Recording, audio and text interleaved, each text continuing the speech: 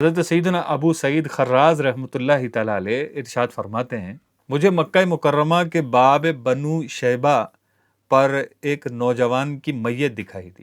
جب میں نے اسے غور سے دیکھا تو وہ مسکرا کر بولا، اے ابو سعید، کیا آپ نہیں جانتے کہ محبوب مر کر بھی زندہ رہتے ہیں؟ وہ تو بس ایک گھر سے دوسرے گھر کی طرف منتقل ہوتے ہیں۔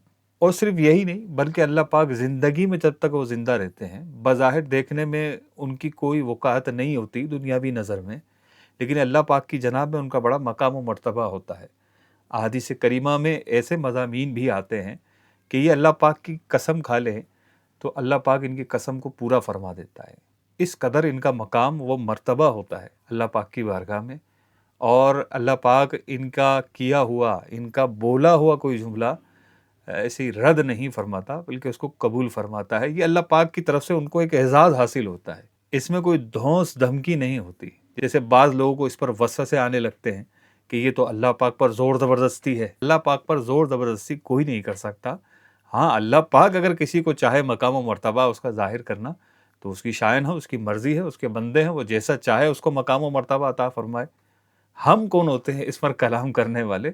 وہ چاہے تو اپنے بندوں کی ناز برداری فرمائے، وہ مالک ہے، وہ مختار ہے، جیسا چاہے فرمائے۔ ایسے ہی ایک بزرگ رحمۃ اللہ تعالیٰ علیہ کا واقعہ، حضرت سیدنا شیخ ابو علی رودباری رحمۃ اللہ تعالیٰ علیہ فرماتے ہیں، میں نے ایک فقیر کو قبر میں اتارا، کفن کی گرہ کھول دی اور اس کا سر مٹی پر رکھا تاکہ اللہ پاک اس کی غریب الوطنی پر رحم فرمائے۔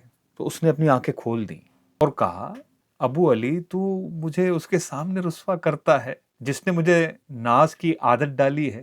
حضرت ابو علی فرماتے، میں نے کہا، میرے سردار، میرے آقا، کیا موت کے بعد زندگی؟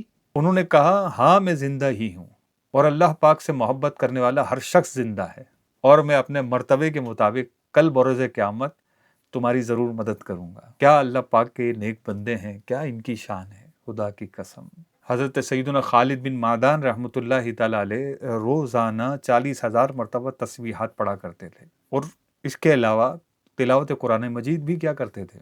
وصال کے بعد، انتقال کے بعد، انہیں جب تختہ غسل پر لٹایا گیا، انہوں نے اپنی انگلیوں کو اس طرح ہلانا شروع کر دیا کہ جیسے تسبیح پڑھ رہے ہوں۔